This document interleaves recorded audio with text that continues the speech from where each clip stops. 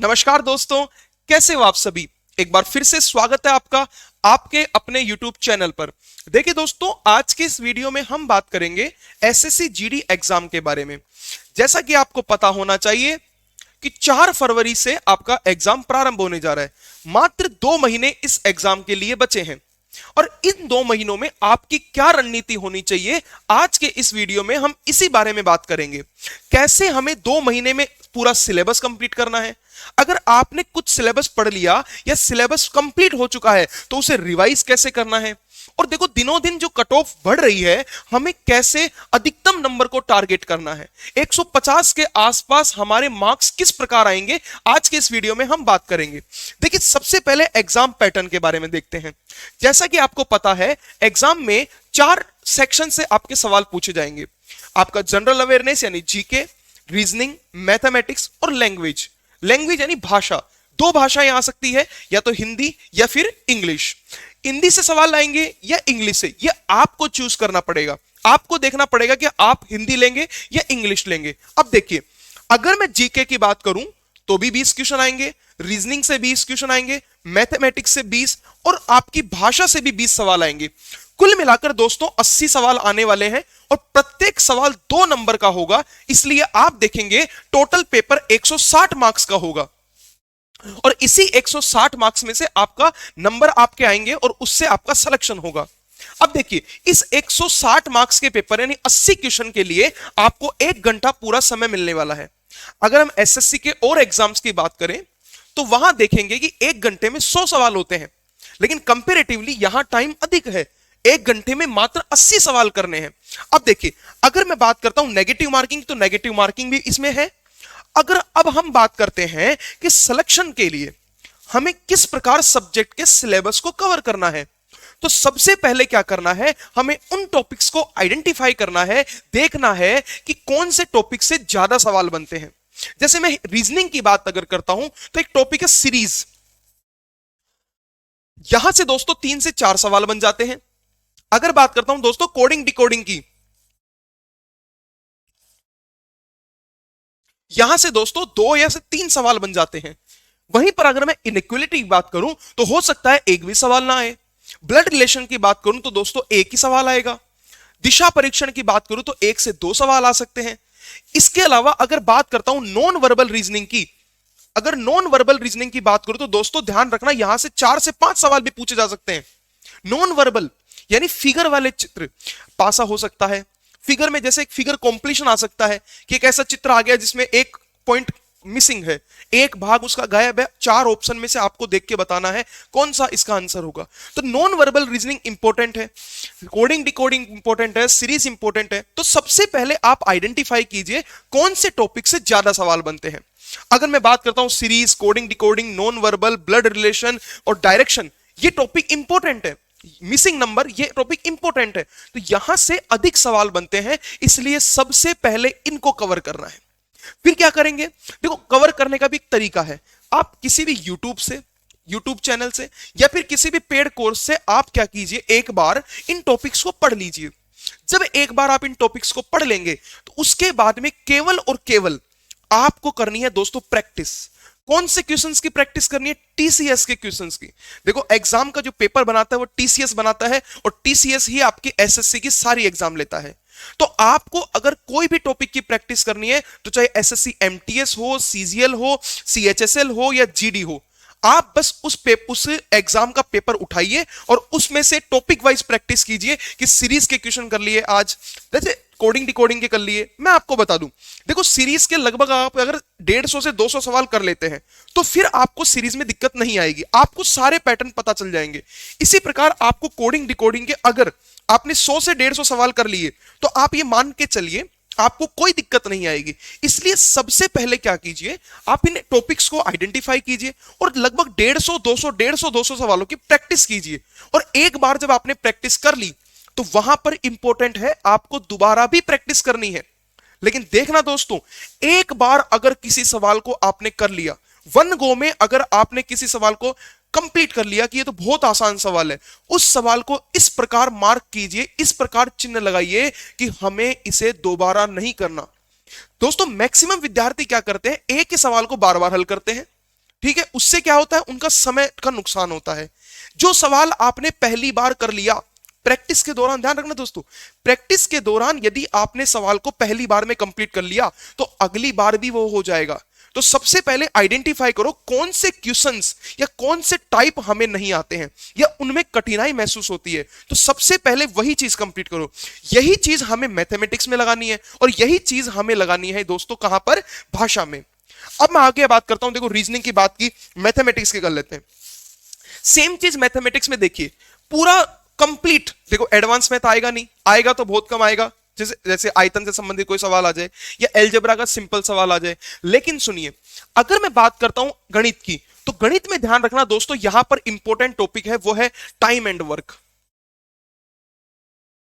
आप एक बात देखिए, टाइम एंड वर्क में मुश्किल से 10 टाइप या 15 टाइप के सवाल होंगे। आप एक टाइप के 2 सवाल कर लीजिए। जब एक टाइप के 2 या 3 सवाल आप कंप्लीट कर लेंगे तो क्या होगा, आपके सारे टाइप कवर हो जाएंगे। अब इनकी दोस्तों प्रैक्टिस करनी है। टीसीएस के प्रीवियस ईयर क्वेश्चन उठाइए, पुराने जो पेपर में क्वेश्चन आए हैं वो उठाइए और उन्हें सोल्व कीजिए। आपको एक सवाल करना है, अगर वो सवाल पहली बार में हो जाता है तो उसको इस प्रकार मार्क करो कि इसे मुझे दोबारा नहीं करना। और कोई मोटी किताबें उठाने की आवश्यकता नहीं है। अगर आप इस टाइम एंड वर्क के भी 100 से 150 सवाल कंप्लीट कर लेंगे, अरे 100 भी नहीं, अगर आप मान लो 70-80 सवाल भी कंप्लीट करते हैं, एक टाइप के अगर 5 सवाल भी कर लेते हैं, तो आप ये मान के चलिए कि आपको इस टॉपिक में कोई दिक्कत नहीं आएगी। सवाल की लैंग्वेज जिस प्रकार घूमती है वो इंपॉर्टेंट रोल प्ले करता है, लैंग्वेज को समझना कि भाषा में सवाल कहना क्या चाहता है। गणित में अगर कोई लैंग्वेज घुमाई है, सवाल की लैंग्वेज घूम जाती है, तो लैंग्वेज के घुमाने पर आपको किस प्रकार रिएक्शन देना है, कौन सी शॉर्ट ट्रिक अपनानी है, वो आपको यहां पर समझना पड़ेगा। जैसे अगर बात करें गणित की, तो गणित में टाइम एंड वर्क है। अगर मैं बात करता हूं टाइम, स्पीड, डिस्टेंस, ये भी एक इंपॉर्टेंट टॉपिक है, ठीक है। और अगर बात करता हूं देखो प्रॉफिट एंड लॉस, यहां से भी सवाल आते हैं।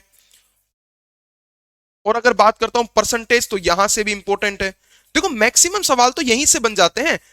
कैसे, टाइम एंड वर्क के 2 से 3 सवाल आ जाते हैं, टाइम स्पीड डिस्टेंस से 2 सवाल तो आ ही जाते हैं लगभग, प्रॉफिट एंड लॉस से 3 से 4 सवाल भी बन जाते हैं, परसेंटेज से 2 से 3 सवाल बन जाते हैं। जब आप देखिए मैक्सिमम सवाल जो हैं अगर इन 4-5 टॉपिक से आ रहे हैं, तो आपको सबसे पहले इन 4-5 टॉपिक को कवर करना है।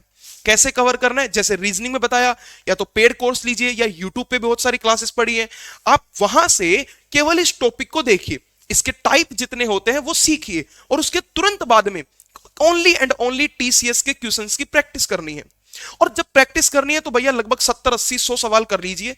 एक टाइप के 15, मतलब एक टॉपिक में 15 टाइप है, तो 15 टाइप में एक टाइप के 3 सवाल कीजिए, तो आपने 45 सवाल कर लिए। अब इन 45 सवालों को एक बार वापस कर लीजिए तो रिवीजन हो गया। और अगर अब प्रैक्टिस की बात आती है तो केवल और केवल मैं फिर इस बात पर जोर दूंगा, जो सवाल आपसे पहली बार हो जाएगा वो सवाल अगली बार भी हो जाएगा। हम देखते हैं कि लोग मोटी मोटी किताबें देखते हैं और मोटी मोटी किताबें पढ़ने लग जाते हैं। गणित में अगर किरण की किताब देखें, बहुत मोटी किताब होती है, अगर हम उस किताब को पढ़ने लगेंगे तो हमारा समय उसी में व्यर्थ हो जाएगा। हम एक बार पढ़ पाएंगे, दोबारा रिवीजन नहीं कर पाएंगे। ध्यान रखना, अगर हम स्मार्ट अप्रोच लें तो जो सवाल पहली बार में हो जाएगा उसे हम दोबारा नहीं करेंगे, तो रिवीजन के समय हमें क्या होगी, आसानी होगी रिवीजन करने में। हमें रिवीजन केवल उन सवालों का करना है जिसमें हमको थोड़ी कठिनाई आ रही है, जो सवाल हमसे पहली बार नहीं हो रहा है। तो इसमें भी क्यों आपको कुछ आइडेंटिफाई करना पड़ेगा, किस तरह हम सवालों को सोल्व करेंगे। देखो भाई, अगर बात करें सामान्य ज्ञान जीके की, यहां भी वही हम आपको बता देते हैं। देखो 80/20 का रूल है, 80% सिलेबस से मात्र 20% क्वेश्चन आते हैं और 20% सिलेबस से 80% क्वेश्चन आते हैं। तो आइडेंटिफाई कीजिए, पहचानिए कि कौन से 20% टॉपिक हैं जिनसे ज्यादातर सवाल आते हैं। जैसे देखो, अगर हिस्ट्री की बात करूं, पढ़ने लगोगे 4-5 महीने यही बीत जाएंगे। लेकिन हिस्ट्री की अगर बात की जाए तो हिस्ट्री में जैसे हम देखते हैं वैदिक सभ्यता, ठीक है, हम देखते हैं सिंधु घाटी सभ्यता, ठीक है, हम देखते हैं अगर मुगल काल, ठीक है, ये मुगल काल हो गया। अगर हम टीसीएस की बात करें तो देखो चोल वंश से बहुत ज्यादा सवाल पूछता है वो, चोल वंश। अगर बात करें मॉडर्न हिस्ट्री की तो देखो गांधी ईरा, गांधी जी का जो समय है वो इंपॉर्टेंट था। तो गांधी ईरा, ये सब टॉपिक क्या है, बहुत इंपॉर्टेंट है। अब अगर बात करें पॉलिटिकल साइंस की, देखो पॉलिटी की अगर मैं बात करता हूं तो आप इस बात को ध्यान देना, पूरी पॉलिटिकल साइंस पढ़ने की आवश्यकता नहीं है। अगर पॉलिटिकल साइंस की बात करें तो यहां पर अनुच्छेद, अनुच्छेद जो है ये सबसे इंपॉर्टेंट है। अनुच्छेद, ठीक है, अनुच्छेद जो है सबसे इंपॉर्टेंट है। और अगर बात की जाए अनुच्छेद के बाद में तो यहां पर है संविधान संशोधन।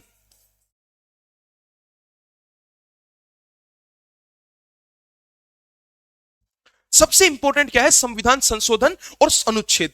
अगर पूरी पॉलिटिकल साइंस से 4 सवाल भी बनते हैं तो लगभग 2 से 3 सवाल आपके अनुच्छेद और संविधान संशोधन से ही बनेंगे। अगर इसी के साथ साथ बात की जाए कि सर पेपर में सवाल कहां से आते हैं, तो सर आजकल आते हैं कल्चर से सवाल, कल्चर से।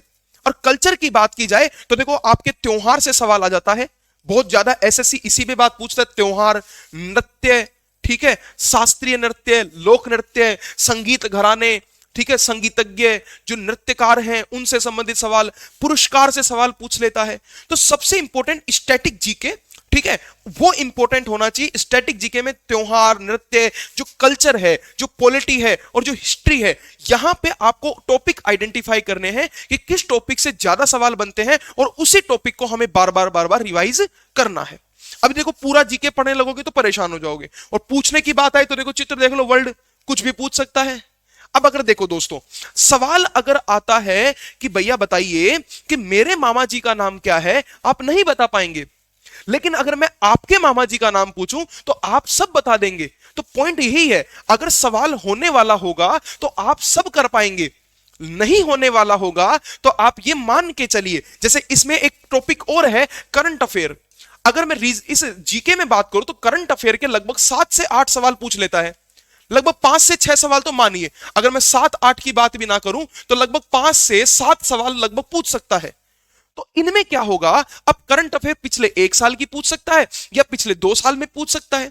तो कई सवाल ऐसे होते हैं जो किसी को नहीं आते, तो उनकी बात छोड़ दीजिए लगभग, लेकिन 1 साल का करंट अफेयर आपको कवर करना पड़ेगा। और बाकी स्टैटिक के टॉपिक कवर करो, जैसे कल्चर के टॉपिक, पॉलिटी के टॉपिक, हिस्ट्री के टॉपिक। अगर बात करता हूं ज्योग्राफी की तो ज्योग्राफी के टॉपिक, अगर बात करता हूं देखो ज्योग्राफी में क्या, तो ज्योग्राफी में भारत के बारे में देखिए, भारत की मुख्य भूमि कितनी लंबाई है, तटरेखा कितनी है, क्षेत्रफल कितना है, पड़ोसी देश कौन कौन से हैं, पर्वत कौन से हैं, दर्रे कौन से हैं, ठीक है, जो पासेस होते हैं वो कौन कौन से होते हैं, उन सब के बारे में पढ़िए। नदियां, गंगा नदी, ब्रह्मपुत्र नदी तंत्र है, गंगा नदी तंत्र है, प्रायद्वीपीय तंत्र है, इनके बारे में पढ़िए। अगर बात करते हैं देखो इकोनॉमिक्स की, तो इकोनॉमिक्स बड़ा आसान है। इसमें क्या है, मुख्यतः आपसे सवाल पूछता है किस पे, जहां पर इकोनॉमिक्स में ज्यादातर सवाल पूछता है आपकी आय के बारे में, इनकम के बारे में, नेशनल इनकम के बारे में, ठीक है, तो आप उसे पढ़ लीजिए। प्राथमिक क्षेत्र, द्वितीय क्षेत्र के बारे में सवाल पूछता है। ज्योग्राफी की में एक जनसंख्या वाला टॉपिक है, वहां से भी दोस्तों टीसीएस मैक्सिमम सवाल पूछता है। तो आप ये आइडेंटिफाई कीजिए कि मैक्सिमम सवाल कौन कौन से टॉपिक से पूछे जा रहे हैं। टॉपिक आइडेंटिफाई कीजिए, सब्जेक्ट नहीं, टॉपिक। इस पूरे जीएस में आप ये टॉपिक लिख लीजिए कि सर ये निम्न टॉपिक है, और आप कहेंगे तो मैं भी आपको बता दूंगा सर ये मोस्ट इंपॉर्टेंट टॉपिक है जिनको आपको कवर करना है। अब देखिए अगर बात करता हूं आगे इंग्लिश और हिंदी की, तो हिंदी यहां पर हम देखो ज्यादातर विद्यार्थी हिंदी लेते हैं। अब हिंदी और इंग्लिश का पैटर्न लगभग सेम है। यहां पर मैक्सिमम सवाल आते हैं शब्दावलियों से, यानी वोकेबलरी से। यहां पर दोस्तों मैक्सिमम सवाल किससे आते हैं, शब्दावली या वोकेबलरी से। अगर मैं शब्दावली की बात करता हूं तो यहां पर पर्यायवाची शब्द, तो सबसे पहले देखो दोस्तों आपको ये शब्द कवर करने पड़ेंगे, पर्यायवाची शब्द, विलोम शब्द, ठीक है, समानार्थी शब्द, समानार्थी शब्द। तो सबसे पहले आपको जो ये वोकेबलरी है ये कवर करना पड़ेगा। वाक्यांश के लिए एक शब्द। तो अगर मैं बात करता हूं शब्दावली की, तो लगभग लगभग आप ये मान के चलिए 20 सवाल में से 8 से 12 सवाल तो इसी में ऐसा जाता है, शब्दावली में से। और अगर बात की जाए शब्दावली के अलावा, तो यहां पर सबसे इंपॉर्टेंट है गद्यांश, ठीक है, कॉम्प्रीहेंशन। यहां पर लिखा हुआ था सबसे मैंने स्टार्टिंग बताया था लैंग्वेज कॉम्प्रीहेंशन। देखो कॉम्प्रीहेंशन में गद्यांश आ जाते हैं। आपको पूरा सेंटेंस पढ़ना है, मतलब पूरा सेंटेंस का पैराग्राफ पढ़ना है। पैराग्राफ पढ़ने के बाद में आपको आंसर देना है। तो लैंग्वेज कॉम्प्रीहेंशन में गद्यांश आते हैं और गद्यांश के बारे में आपको पढ़ना है और गद्यांश को पढ़ के फिर आपको जवाब देने हैं। तो इसके लगभग 5 सवाल पकड़ के चलो। तो अब क्या करते हैं विद्यार्थी, गलती ये करते हैं, सबसे पहले वो क्या करते हैं, भाषा उठाते हैं और लैंग्वेज के लिए क्या करते हैं, वो व्याकरण पढ़ते हैं, ग्रामर पढ़ने लग जाते हैं। सर ग्रामर नहीं पढ़ना है, ग्रामर सबसे लास्ट में पढ़ना है। सबसे पहले पढ़िए शब्द, जहां से ज्यादा वेटेज है। सबसे पहले आज अगर आपको तैयारी शुरू करनी है, सबसे पहले हिंदी पकड़िए। अगर आप हिंदी ले रहे हैं तो हिंदी पकड़िए, इंग्लिश ले रहे हैं इंग्लिश पकड़िए। सबसे पहले कोई सी भी किताब उठाकर उनके शब्द पढ़िए। कोई सिखा नहीं सकता ये आपको याद करने पड़ेंगे। कई लोग बोलते हैं याद करो, कैसे याद होगा सर? सर एक पेज ले लीजिए, उस पर आपको जो भी शब्द कठिन लग रहे हैं वो लिख लीजिए और ये बार बार पढ़िए। अब विलोम शब्द है, दिन का उल्टा रात है, इसे भी पढ़ोगे क्या? एक बार मेहनत कीजिए, जो कठिन शब्द हैं उन्हें लिख लीजिए, एक पेज पर लिख लीजिए, कॉपी में लिख लीजिए, बार बार रिवाइज कीजिए, तब जाकर ये चीजें याद होंगी।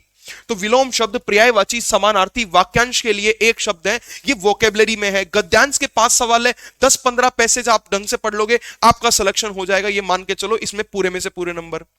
व्याकरण सबसे लास्ट में पढ़ना है। संज्ञा, सर्वनाम, विशेषण, क्रिया विशेषण, ये सब चीजें बाद में पढ़नी है। इंग्लिश में नाउन, प्रोनाउन, एडजेक्टिव, ठीक है, तो ये सब चीजें बाद में पढ़ना है। सबसे पहले इन पे फोकस करो। अगर दोस्तों बात करें 60 दिन के अंदर ये पूरा कैसे कवर करें, तो मैं आपको एक बहुत ही इंपॉर्टेंट बात बताने जा रहा हूं। 60 दिन नहीं है आपके पास ओनली है 30 दिन। अब 30 दिन कैसे सर? लिखा हुआ तो 60 दिन है। देखो, इस 60 दिन को बांटिए अपनी प्रिपरेशन तैयारी के लिए।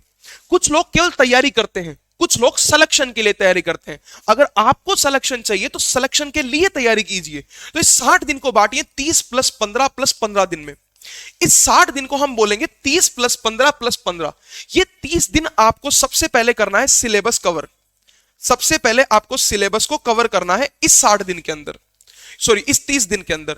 30 दिन में जब आप इस सिलेबस को कवर कर लोगे तो अगले 15 दिन के अंदर आपको इसका रिवीजन करना है। क्या करना है? रिवीजन। सबसे पहले आपको सिलेबस को 30 दिन में कवर करना है, फिर इसका रिवीजन करना है, और 15 दिन के अंदर जब आप इसका रिवीजन कर लेंगे तो अगले 15 दिन बहुत ही इंपॉर्टेंट होंगे ये। क्योंकि सिलेक्शन के लिए सबसे इंपॉर्टेंट चीज क्या होती है? सिलेक्शन के लिए सबसे इंपॉर्टेंट चीज होती है मॉक टेस्ट। अगर आपको सिलेक्शन चाहिए तो आपको मॉक टेस्ट देने पड़ेंगे, और लास्ट के 15 दिन में एक मॉक टेस्ट आपको डेली देना है। एक मॉक टेस्ट क्या करना है? डेली देना है, और उसका अच्छे से क्या करना है? एनालिसिस करना है। अच्छे से एनालिसिस करना है। क्या समझे कि 60 दिन की प्रिपरेशन में सबसे पहले 30 दिन, स्टार्टिंग के 30 दिन केवल और केवल आपको सिलेबस कवर करना है और उसको रिवीजन भी करना है। अगले 15 दिन में आपको जो मोस्ट इंपॉर्टेंट टॉपिक्स हैं जो मैंने आपको बताए हैं, आप भी उनको आइडेंटिफाई करेंगे पढ़ते समय, तो उनको क्या करना है? रिवाइज करना है। और साथ में हर सप्ताह भी आपको क्या करना है? एक मॉक टेस्ट प्रैक्टिस करनी है। तो 15 दिन में 2 सप्ताह हुए तो 2 मॉक टेस्ट यहां पर दे लीजिए, ताकि आपको यह पता चल जाएगा कि एक मॉक टेस्ट में मेरे नंबर इतने आए और यह टॉपिक मुझे बिल्कुल नहीं आता है। समझे आप मेरी बात को? तो 15 दिन में 2 या 3 मॉक टेस्ट दे लीजिए, 2 या 3 मॉक टेस्ट दे लीजिए, और लास्ट के 15 दिन केवल और केवल आपको मॉक टेस्ट देने हैं। अगर आप बिगिनर हैं तो आप इस स्ट्रेटेजी को अपनाइए, और अगर आप परफेक्ट हो चुके हैं तो सीधा एक काम कीजिए, रोज 60 दिन है दोस्तों, 30 दिन का समय है आपके पास स्टार्टिंग के सिलेबस कवर करने के लिए। अगर आपका सिलेबस कवर हो चुका है तो आप डे 1 से, क्या बोला मैंने? अगर आपका सिलेबस कवर हो चुका है तो डे 1 से आप क्या कीजिए? मॉक प्रैक्टिस कीजिए, क्योंकि सिलेक्शन जो है मॉक ही कराएगा। लेकिन कब? जब आपका सिलेबस कवर हो चुका है। सिलेबस कवर हो चुका है तो सीधा मॉक लगाइए और उसका एनालिसिस करके क्या कीजिए? रिवीजन कीजिए।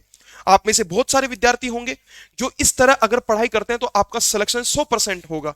बस सबसे इंपॉर्टेंट क्या होता है? हम विद्यार्थी यहां फंस जाते हैं, सर हमें पूरे में से पूरे नंबर लाना है और हमें पूरा सिलेबस कवर करना है। नहीं, सबसे पहले टॉपिक आइडेंटिफाई कीजिए, कौन से टॉपिक से ज्यादा सवाल आ रहे हैं, और अगर आपने एक बार उन टॉपिक्स को कवर कर लिया तो आप जब मॉक टेस्ट देंगे तो वहां आपको छोटे छोटे टॉपिक पता चलेंगे, सर ये छोटे छोटे टॉपिक हैं जो हर बार मैं कवर नहीं करता हूं और इन्हीं की वजह से मेरा सिलेक्शन नहीं होता है।